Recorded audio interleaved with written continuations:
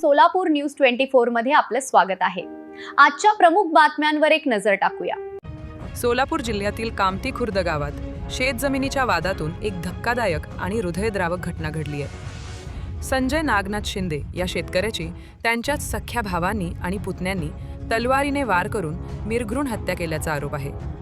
या घटनेमुळे संपूर्ण परिसरात खळबळ उडाली असून ग्रामस्थांमध्ये भीतीचे वातावरण निर्माण झाले आहे।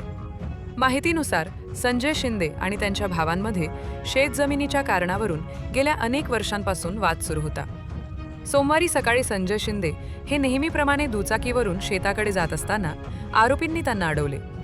त्यानंतर झालेल्या वादाचे रूपांतर हिंसक हल्ल्यात झाले।